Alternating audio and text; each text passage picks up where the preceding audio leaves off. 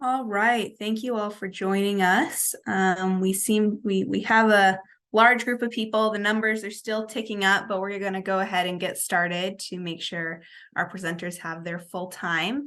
Thank you all for coming to the Connecticut Affordable Housing Conference 2023. This is our fourth year having one of these conferences. It just keeps getting bigger and better with more participants and more session proposals every year. So we're grateful for you choosing to join us today and tomorrow, and hope that the time will be worth your while, that you're able to learn things to help your advocacy efforts and those in your community. So thank you so much for joining us. If you hear anything that really catches your eye, please join us on social. We have our hashtag CAHC 2023. You can tag us at PSC Housing on Twitter, X, Instagram, the whole shebang. So you're welcome to add your commentary as we go through the session. This session is the Work, Live, Ride, and the Future of Connecticut, led by Pete Harrison, Director of Desegregate Connecticut, and some of his colleagues. So we're very excited to hear what he has to say. But before we move on to the presentation, we'd just like to acknowledge and thank our sponsors that have made this entire conference possible. Our leading sponsor, the Connecticut Housing Finance Authority, they also had a fantastic plenary session earlier today. I highly recommend going back and watching it if you didn't get the chance.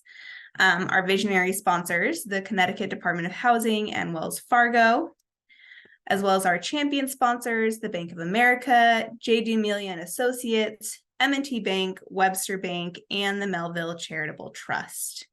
And finally, we'd also like to thank our foundation sponsors, the Federal Home Loan Bank of Boston, Cone Resnick, and Trinity Financial.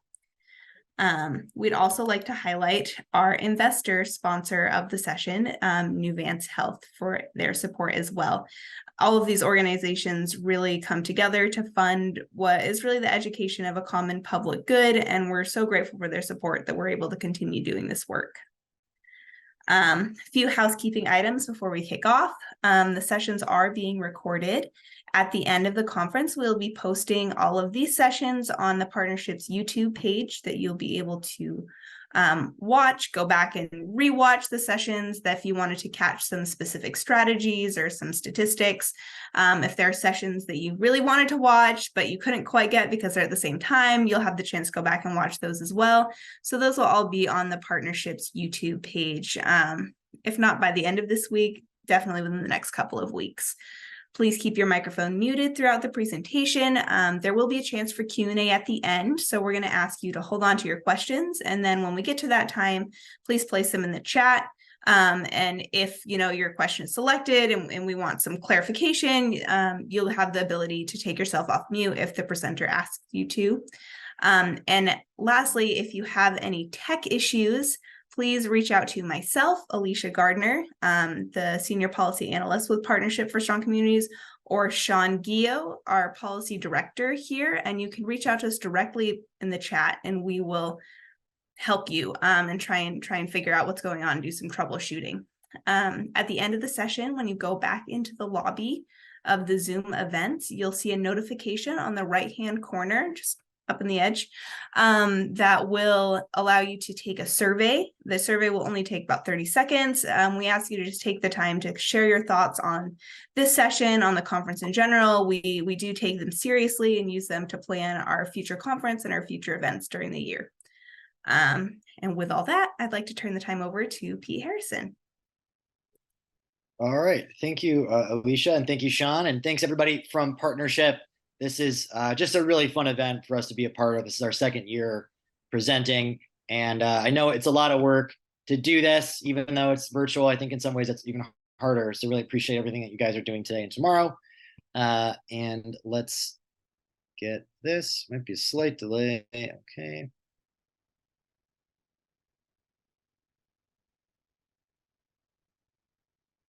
All right, well, welcome everybody. It's the afternoon on the first day. Hopes everyone's been taking some lunch breaks and some coffee breaks and maybe a snack break or two. But I really appreciate y'all sticking around and listening to our session. And we're certainly excited to catch up on the other sessions we couldn't watch because we're doing this one. So we are getting started here. Oops. We are Desegregate Connecticut. And as Alicia mentioned, my name is Pete Harrison. I'm the director. I'm going to be joined today by two of my colleagues, Haritha, one of our organizers and recently elected to Farmington ZBA, and also our TOC organizer, Sydney, who some of you might remember presenting last year. They were part of the team talking about Work Live Ride when we initially developed it. So all three of us are going to be taking over this presentation and doing some of the Q&A. So Desegregate Connecticut, we are a pro-homes coalition of just about 80 different neighborhood and nonprofit groups. We believe that better land use will make Connecticut more prosperous, equitable, and sustainable. We are really dedicated to these three E's: economics, equity, and environment, and we'll be talking a lot about all three of those in this presentation. One of our internal ethos is when presented with the question of how do we address the housing crisis, the answer is all of the above. And specifically what we mean by that is we need to build all kinds of homes in very smart places, with the caveat of probably not single family homes on large lots. We need to act at every level of government. That's local, that's regional, that's state, and that's at federal. And we need to connect all related issues that touch land use, which for those in the space know those are a lot of issues. And that's really what we want to talk about today. Even though this is titled Work, Live, Ride, and the Future of Connecticut, we're really going to emphasize a lot about the future of Connecticut. And by that, I mean the affordable housing crisis hasn't even started yet. I'm going to let that sink in for a second. What we mean by that is not to say that we are not currently in an affordable housing crisis. We all acknowledge that we are. We'll talk about that part of today. But what we're really trying to get through, certainly in this presentation with this community, but across the state as we are talking about Work, Live, Ride, is that the housing crisis that we are going to be experiencing has not even started yet. And that's because the climate crisis has arrived. We've all certainly experienced that in Connecticut this summer with unseasonable heat, smoke from Canadian wildfires. But across the country, we are seeing headline after headline of the impending challenge in the housing market that's coming with climate change. And it's not that states like Florida are going to be underwater in 20 or 30 years per se, or that Texas or Arizona will be uninhabitable because of heat, or California will be on fire. It's because all of these states will be uninsurable. In a very meaningful sense, we see that happening right now with these headlines. And the reality of this is starting to seep in at the federal level, where there are starting to be some changes in how the home insurance and secondary home insurance markets work. But that is filtering down in some really crippling ways, particularly for folks that are homeowners or home renters in some of these more vulnerable states. The climate crisis is going to drive millions of people in this country from their homes in the years ahead. We will see another great migration of millions of Americans and others to places that will be less impacted by climate change. We think many of them will move to Connecticut. We don't think Connecticut is not going to be impacted by climate change. Of course, we know that it will be. But we do think because of its geographical location, its climate currently and the projections ahead, it's also geographic location between New York and Boston, it's going to weather some of these types of events in a much better way. So that means already we're seeing that, where this was a report just released last week. 57,000 residents moved to Connecticut. That's the first really large uptick in a long time. There are some caveats to that data. It is a time and place that might be adjusted down. But as one of those 57,000 people that moved to Connecticut last year, I can attest that as much as we've had anemic growth at the census level, and as much as we bemoan the state of Connecticut, and various political circles do that more than others, Connecticut is a very attractive place to live right now. And people want to come to move here. And we should want them to move here. That is an unbelievable generational opportunity that is coming ahead, despite the risks of climate change, despite the fact that we are not currently planning for this kind of resiliency measures we need in Connecticut. We are going to be better situated to absorb a great population and a lot of growth that can fund a lot of the local resiliency projects that we will need to do, and that will start with land use reform. We are using this hashtag. Some of it, you probably saw this last year. It's not something we leaned on extensively, but certainly what changed our thinking internally was that fire smoke that came through Connecticut, that we really need to project out a positive vision, even though these moments are scary for a lot of us. We do think Connecticut is going to grow significantly. We do think that's a very positive opportunity to address the existing housing crisis and the economic stagnation we experience in this state. So we've adopted this hashtag of 5 by 50 CT, where we think Connecticut could be 5 million people by 2050. It's currently 3.6 million. This is not based on any particular demography projections, certainly not at the federal level, but it's as much of an aspiration as an estimate to think bigger about what we need to do to achieve that goal and to do it responsibly. And the big however here is that we currently do not have enough homes for people, for all of us right now. And these are just recent headlines. Whether you are a home owner or a home renter, Connecticut, even uniquely in other states in this region, are experiencing a dearth of homes for sale and vacancies for home rentals. That is because, really going back to before the Great Recession, Connecticut has not been permitting homes at the scale that we need to. Comparatively to the last sort of great peak of home building in Connecticut in the 1980s, we're building about a fourth of the homes at a state level that we built in that last peak. So even though we have seen some uptick of homes, particularly rental homes coming on the market, we are still vastly, vastly below the existing level of homes and home ownership and home rentership that we need for this state. We know, and others have talked about in this session today and will tomorrow, how much of a housing crisis that's causing for folks in Connecticut right now. The cost burdens, it's 30% of household income going towards housing costs or more, is considerable in Connecticut. It's about 40% of homeowners and home renters collectively are paying too much money for their housing costs.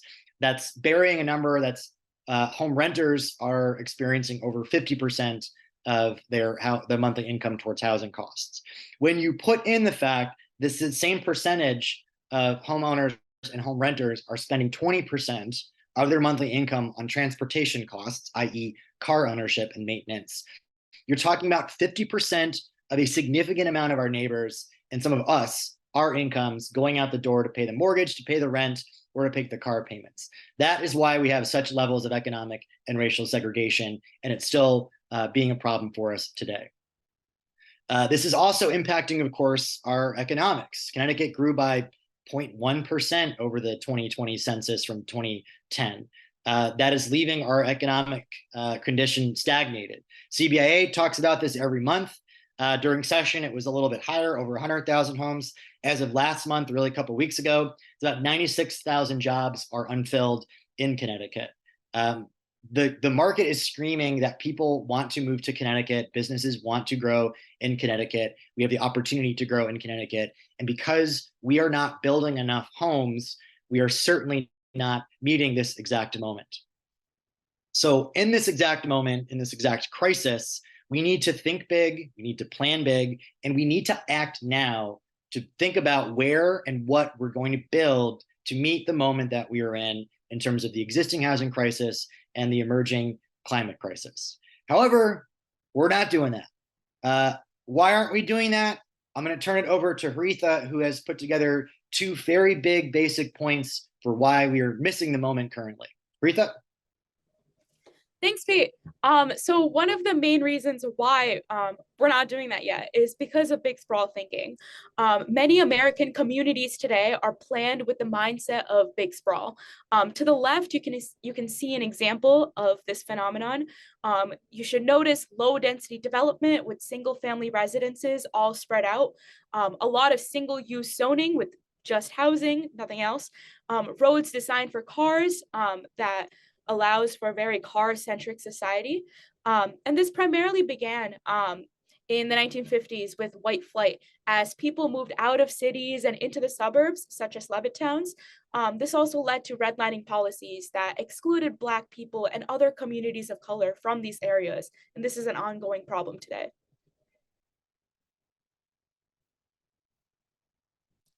Great. So since then, zoning has perpetuated low density, single use, car centric development.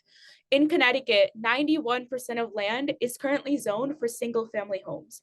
Only 2% of all land is zoned for, as of right, 4+ multifamily homes. And these multifamily homes or middle housing tend to be a lot more affordable than single-family homes. And I know this was referenced at an earlier session, but this data is actually from our zoning atlas, which you can find on the Desegregate Connecticut website. So I completely recommend you guys check that out. Large lot sizes also lead to low density development. 81% of residential land is currently zoned for single family housing that has about an acre or more.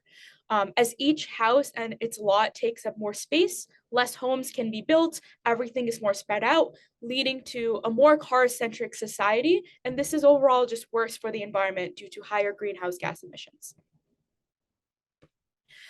These are the towns with extremely large minimum lot sizes, particularly 2-acre minimums, and that's huge. What you see there is about 50% of Connecticut towns, and that's a lot of towns requiring a 2-acre lot. Excessive parking minimums are also an issue. In this example, we see how a 2-bedroom apartment requires 1.5 parking spaces. According to some estimates, this amounts to as much as 20% of the cost on top of construction, and this can make building more expensive, especially when a lot of this parking may not necessarily be needed.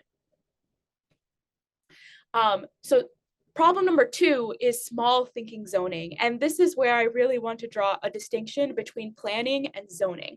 So zoning designates what can be built and where it can be built. I like to think about it as in setting the rules and the constraints. Planning has to be done within those rules and those constraints. And that's when you really decide what is going to be built. Unfortunately, today, the planning is done after the zoning. A lot of zoning regulations have been mostly unchanged since the 1960s. So what we have today is people trying to plan towns for the future under decades old constraints. What we are advocating for is for the planning to be done first, craft the vision before framing the rules around it. Zoning reforms are also incredibly tough to change, and that leaves us with outdated regulations that further perpetuate the status quo. And this is a problem throughout all levels of government. At the local level, we have seen towns arbitrarily denying applications for new high-density housing developments due to a minority of anti-homes opposition and even anti-homes commissioners voting against it. So you got New Canaan, Middletown, and Essex. If any of these actors just don't want more housing, they can easily deny it. You also see this at the state level.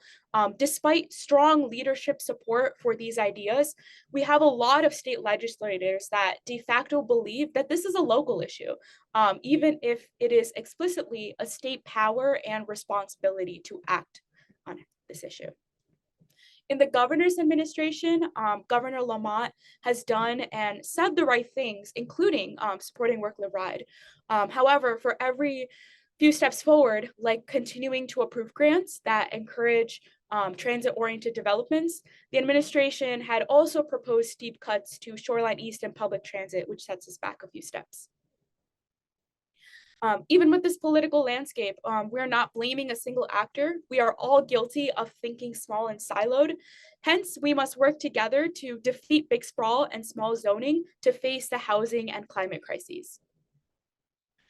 So our answer is transit-oriented communities, and we believe they're truly the best tool for the job.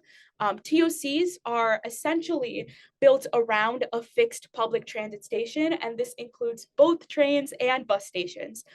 These areas will be planned and zoned with higher density housing, higher walkability, pedestrian-centric planning, and more mixed-use development.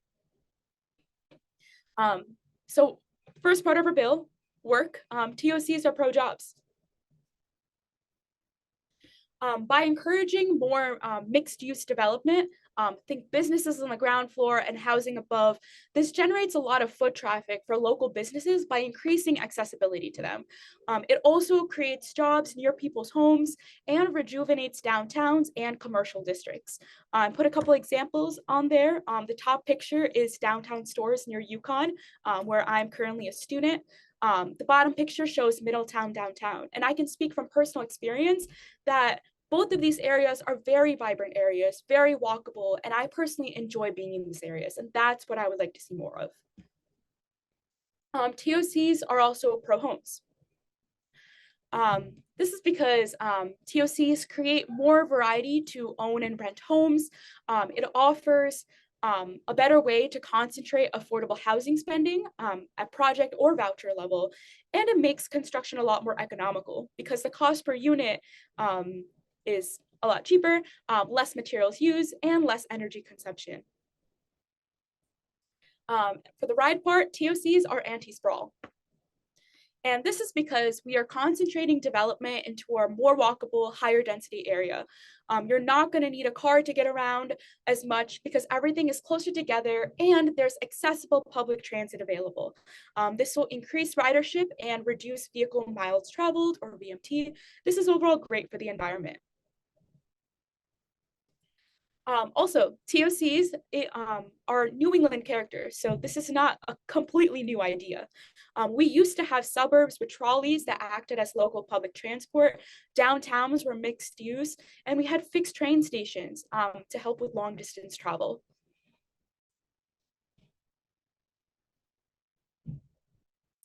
Cool. So Connecticut, we're very fortunate to have a lot of legacy infrastructure that's a huge competitive advantage for Connecticut's economy. And by this, I'm referring to train and bus infrastructure that we already have, along with a lot of existing and sewer water infrastructure that could really support TOCs. Just some statistics, 111 towns and cities served by local bus, rapid bus, or train stations. Those towns are all highlighted in purple. We currently have over 42 million annual bus rides and over 40 million annual rail rides. So there's a lot to work off. Despite doom and gloom discussions about the fall of public transit, there is a lot of demand for public transit. In fact, it has rebounded since the pandemic. And great news, there actually have been current investments from the federal government to further improve public transit, and this is something we're really excited to see. So to answer the question, how do we center TOCs in Connecticut's future? I'm going to throw it over to Sydney. Thanks, Aretha. So as Aretha said, our next question is how we center our TOCs in our future. So we really believe at DStarGate that work, live, ride is how we meet the moment for this affordable housing crisis, as well as how we get to 5 by 50 in Connecticut. So as she had said earlier, work, live, ride defeats sprawl. It incentivizes local governments to concentrate growth around the existing infrastructure to maximize our public investments. This also stops development pressure in forests, farmland, and other natural spaces that we want to protect. It also creates denser, more walkable communities near transit to reduce the traffic and driving, as well as to reduce energy consumption and to reduce public costs.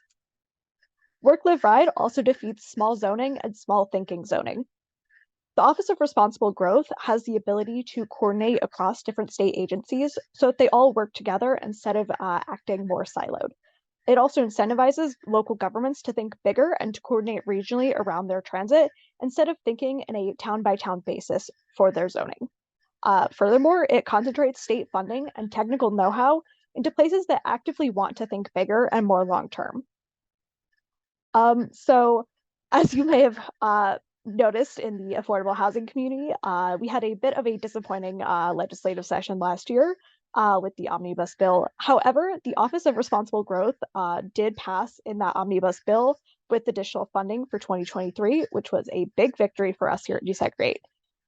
That had previously been an executive order, and it made it more official and gave it more authority to coordinate among state agencies. However, in order to finish implementing our bill, we need to pass the TOC district pieces this year in 2024. And we also need to incorporate work, live, ride into the state's plan of conservation and development in 2025 in order to ensure that TOCs continue to be prioritized throughout the state at the state level. So now I'm going to show you some of the value of work, live, ride. We have a few case studies here. We've done a large number, about 17 or 18 of these transit-oriented community walk audits in different towns across the state. where we basically asked towns how the state and how state level legislation could assist them in making TOCs. So as you can see here, Waterbury is one of them. They are on the Waterbury branch with the train station and also have a lot of CT transit bus routes. They would be grandfathered into our Work Live Ride legislation as they've already passed a very comprehensive TOC district around their train station. However, they do have a large brownfield site that is actually very damaged and needs a lot of work, and have been unable so far to get the funding needed to complete the brownfield remediation. It's very close to the train station, and it's really makes it difficult for them to add development and housing around their train station. So we really think that the state should be proactive in trying to develop this area, especially due to the fact that they've invested a lot of funding into this particular train station. So the ORG would have the ability to provide the related technical assistance in order to do this, and would also be able to help streamline the brownfield funding as well as coordinate affordable housing funding in future developments should Work Live Ride be fully passed. Another example that we have is Clinton. They're on the Shoreline East train line as well as on Ninetown Transit's bus stations. They do not currently have a TOC district in their town, but they are very interested in doing so. However, they really lack the infrastructure, particularly the sewer and public water needed to increase density around their transit. They do not really have the ability to add to their population until they address this need. So in this instance, the ORG would be able to provide the technical assistance needed, as well as to streamline the funding in order to add to their sewer capacity here. If they were to pass a TOC district, as well as if we were to pass Work Live Ride at the state level, they would easily be able to be prioritized for such funding. So as you may be familiar, there is a small minority of very vocal anti-homeless voices. But despite that, there is a lot of towns and cities in our state that want to grow. There are about 50 municipalities so far that have TOC studies or zoning districts already implemented. About 25% of those are shovel ready, and they really just need help with funding and technical assistance to start making those happen as soon as possible. And we really believe that starting in these communities will create a tipping point of momentum for TOCs in our state. However, to get there, the affordable housing community really has to step up. So first of all, we would love for all of you to join us in embracing our all of the above approach and our 5x50 of CT. We really want to think big, think forward, and really think past the car in our state.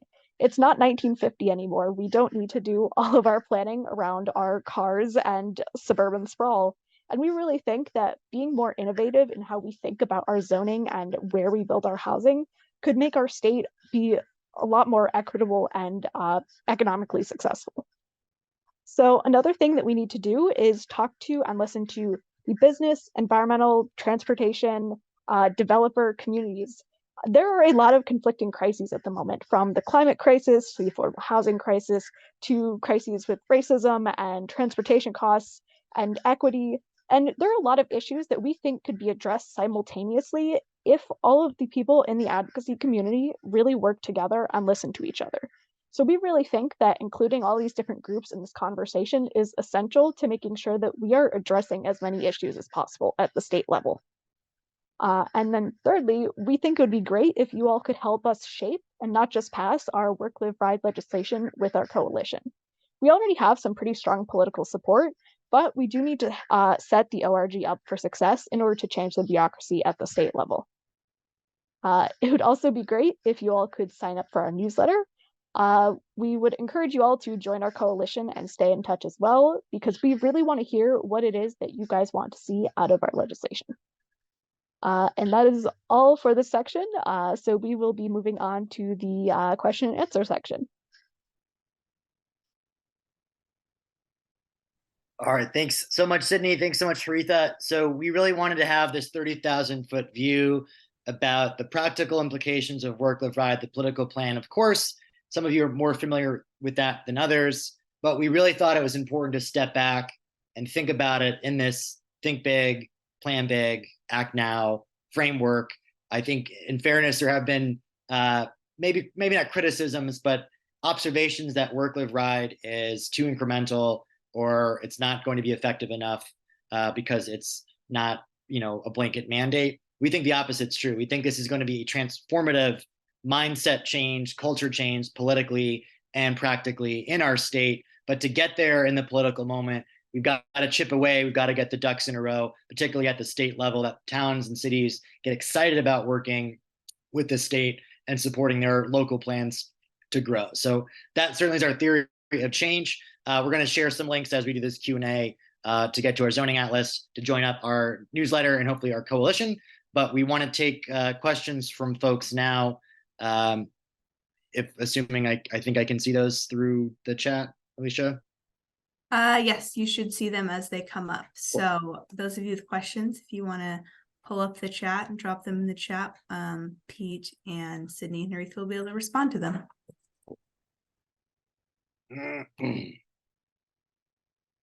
And in the meantime, we're going to throw on some of our links.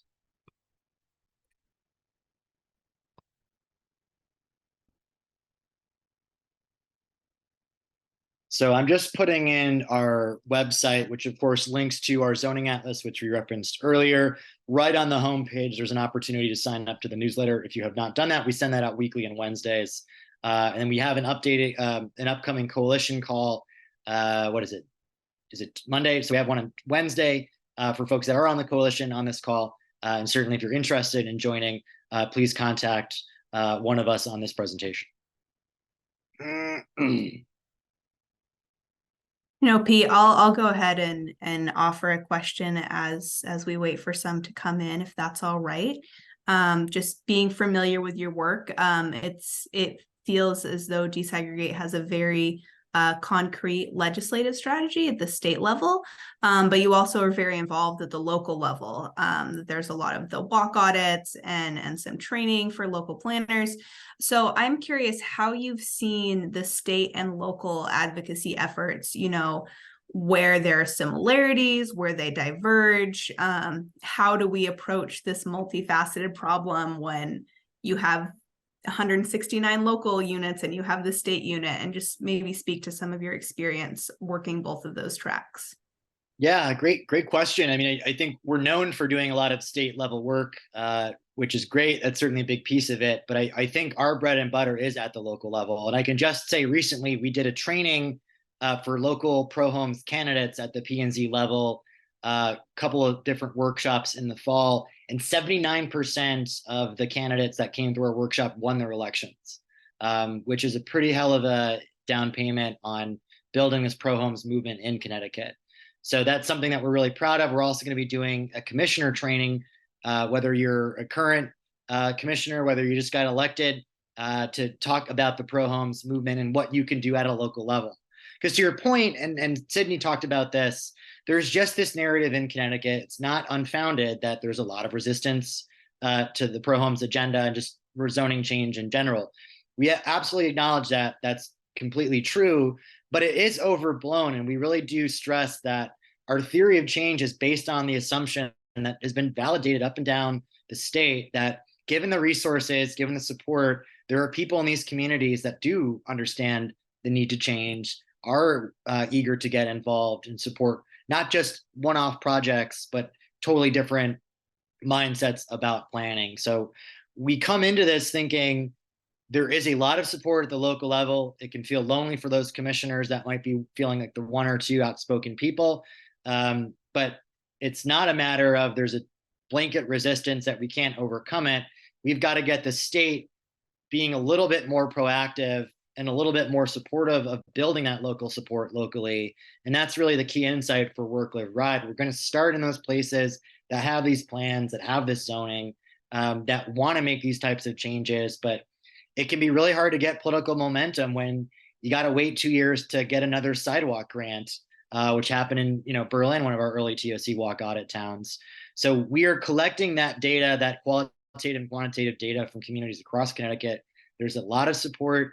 The state hasn't been helping itself out by being disorganized, by being fits and starts, having moderate voices listen to those minority of anti-homes voices. So we are absolutely trying to have a mindset change, that it's not antagonism, it's not either or, it's a local issue or it's a state issue. It is all of the above, and we need to get working together. And there's plenty of opportunities to do so that we think we're tapping into with this proposal.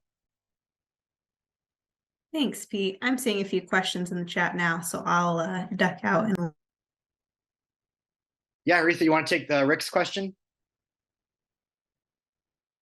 And Haritha, if you wouldn't mind just reading it out loud before you respond, so those who are listening can hear. Haritha, can you hear us? It looks like your camera is frozen. Oh, there you go. It's better. Okay. Sorry. What did you say? I don't know if you see the chat. Rick Dunn from NVCog has a question for you. Oh, perfect. Okay. So can I talk more about the types and level of redlining that still goes on today in potential TOD towns? Of course. So one thing I'd like to start off saying is a lot of it is generational and builds upon what, the redlining policies and the lack of equity that started, that we've had here for decades and decades. So the redlining policies that particularly started in the mid-1900s, that separated people by race and space, the effects of that are, still amplified. A lot of people of color, particularly Black and Latinx populations, live in these low income areas that don't get much funding support. Public services in that area aren't that great. And it stays that way because it's a repeated cycle. Attention isn't given to those towns. So Pete, do you have any more? Yeah, I'll just add, I mean, this is a stat we have used, and I know Open Communities Alliance has used it, but 67% of residents of color in Connecticut live in less than 15 municipalities. We know what those municipalities are. We know that that's not organic. And where certain people have concentrated in the last 50 or 60 years is absolutely because of every level of government. So that's partly where our name comes from, is just acknowledging this basic fact. So we always try to say that, this is a problem in 3 acts. Act 1 is this exclusive, racially motivated planning and financing problem that was very conscious, as Haritha had talked about. That's phase 1. Phase 2 is that's created an immense amount of scarcity of the type of homes we all need. Now, whether you are white or Black, high income or low income, we are kind of screwed across the state. And then the third act is it's making it hard for us to adapt and be resilient in the climate crisis. And those issues are converging, as we've talked about. So we can't solve one without solving the other. And there really is this holy trinity of, you got to think about the economic problem, the equity problem, and the environmental problem as one thing, which is really what we're trying to do with this framework for Work, Live, Ride.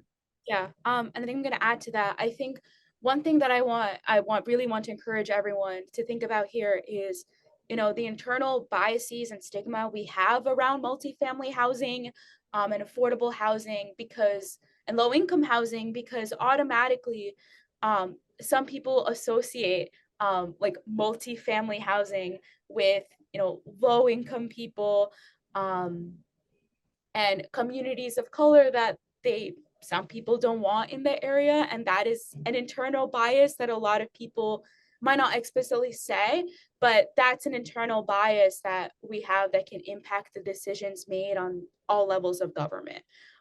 So understanding that multifamily housing is for everyone, it makes communities more economically prosperous, and gives options to people of all different socioeconomic classes to have a roof over their head.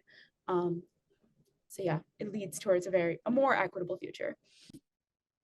And Sydney, I'm going to read off Cheryl's question if you want to tackle it. Is there a plan for addressing the concerns folks have in communities about low-income housing, presumably addressing where there is a lack of low-income housing, people's concerns with that? The idea is wonderful. I see how it could greatly assist folks I work with in housing. We agree. Thank you. That's awesome. Just wondering how we make sure we are serving the folks in need of housing and financial support. Yeah, definitely. So as some of you may be familiar with our legislation from last year, our Work, Live, Ride legislation does try to incorporate affordable housing. So I believe in our last iteration of it, we had a requirement that all projects that had over 10 units of housing had a requirement of like 10 or 15% had to be Varied affordable. depending on the market. So we really have been trying to include like affordable housing requirements into development requirements so that in order for towns to actually get the funding to for infrastructure or for brownfield remediation, they do have to include affordable housing in their projects and in their designs. Yeah, and I'll just add to something we've been explicit about is Work Live Ride is not per se an affordable housing proposal. It is a land use proposal. It's not a transportation proposal, affordable housing proposal, it's land use. But within that, of course, we think tying in the fact that the state does have a considerable amount of resources as far as it goes towards affordable housing programs, it's very smart to concentrate those types of mixed income, diversity of income housing under the voucher program, FHA mortgage, whatever those distinction programs are around transit. Because as we talked about at the beginning of the session, even if the housing is a little bit cheaper in a suburban town, but you're 30-minute drive from a job center and you still need 2 cars in your household, that is a considerable amount of cost that's burdening you. So we're trying to think holistically that getting people to not have to rely on cars at an individual level saves an immense amount of money. It's about $1,200 a month is the federal estimate right now for car maintenance for a single car.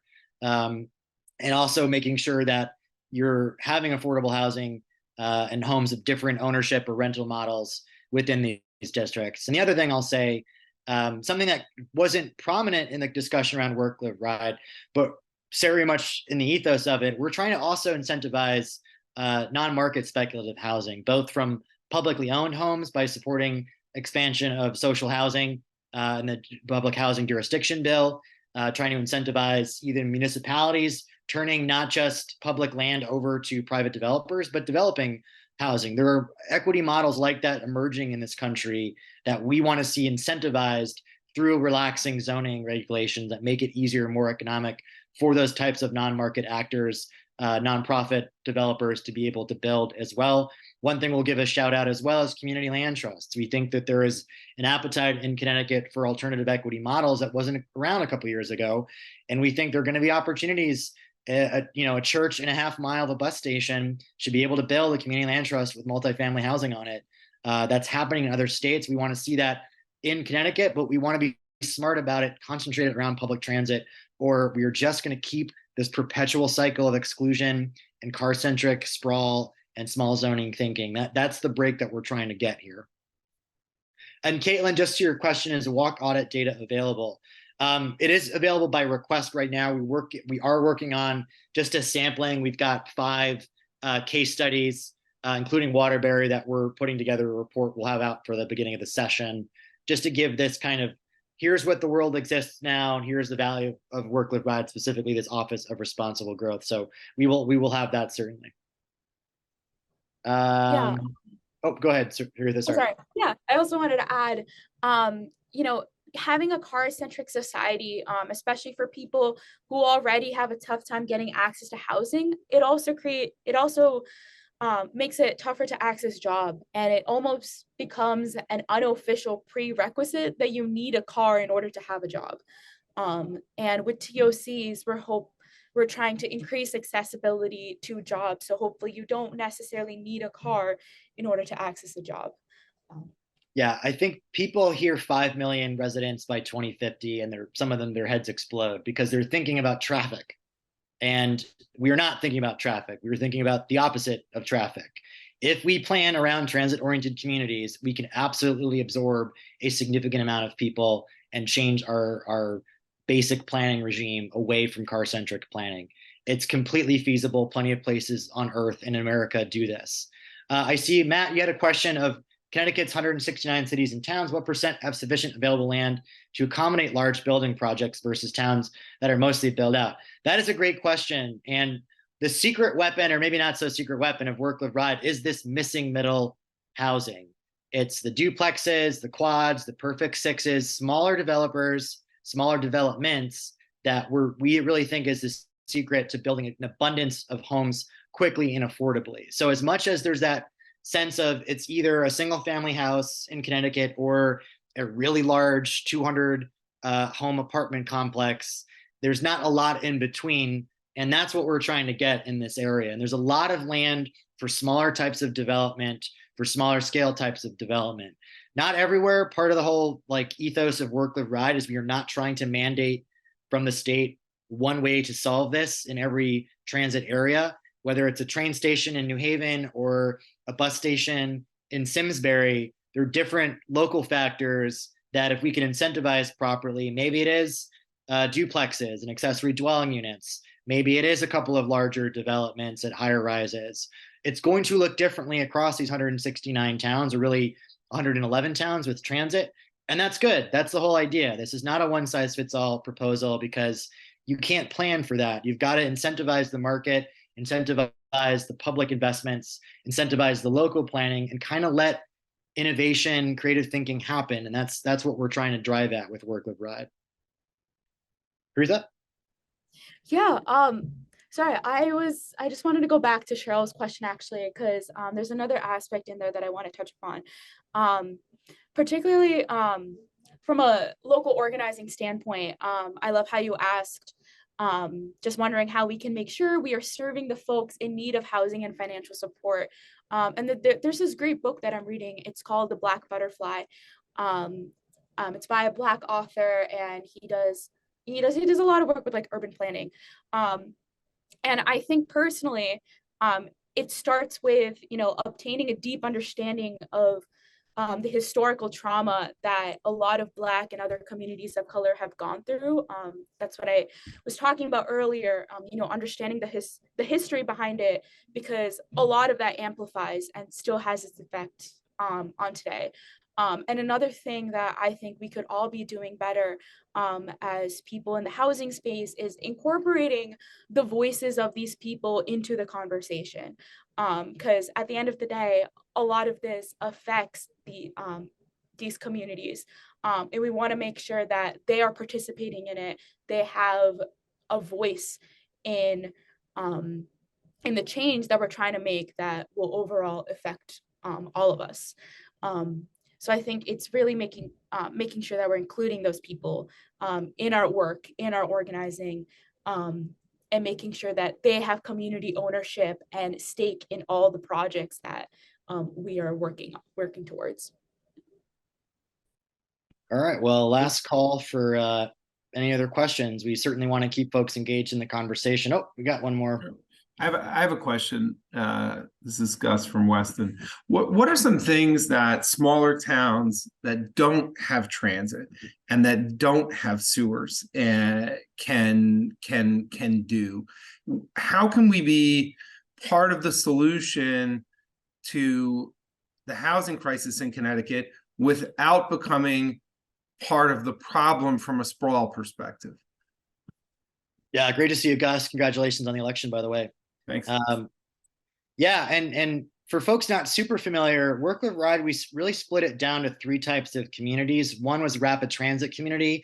These are the communities with bigger population, a rail line and bus service. Then we had transit communities, towns with some level of bus service, whether it's CT Transit or an independent system. Then we also had transit adjacent communities as a designation. And at each of those different levels, we had sort of different assumptions about what kind of density and infrastructure are we talking about here? We don't really, the market's never going to build skyscrapers in rural Eastern or Western Connecticut. And that's some bad faith stuff we hear sometimes online. But how do we actually, again, avoid this sprawl problem, as you said, Gus? And we think a lot of that is kind of letting communities figure out, with some guidance, with some guidelines and some guardrails, where you want to see some growth. If it's a 20-acre district in a town village, and you want to build some missing middle homes, some accessory dwelling units, that would be great, because we all know every community needs affordable housing.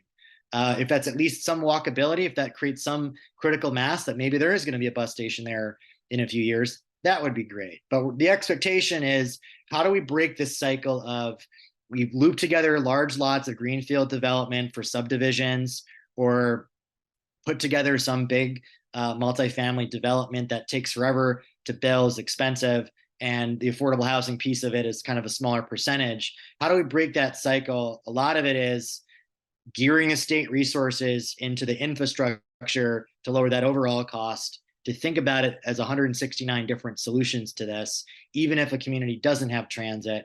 The surprising thing from our outreach last session, we thought we would get a lot of resistance from transit adjacent communities, and it was kind of the opposite. Particularly in Eastern Connecticut, a lot of communities, Ledyard, Killingly, a lot of these communities needs jobs and need people to have jobs and want some type of development. All these affordable housing plans that we're going through and scoring have identified, even in rural, smaller towns, historic little districts of center of commerce and mixed use. So we know the opportunity is there at any scale. The way is, how do we kind of jigger the market into that and incentivize that planning? It's not going to be thousands of homes in small towns. We want to see a lot of the development in our cities, our inner ring suburbs. A lot of the historic legacy, as Haritha and Sydney had talked about.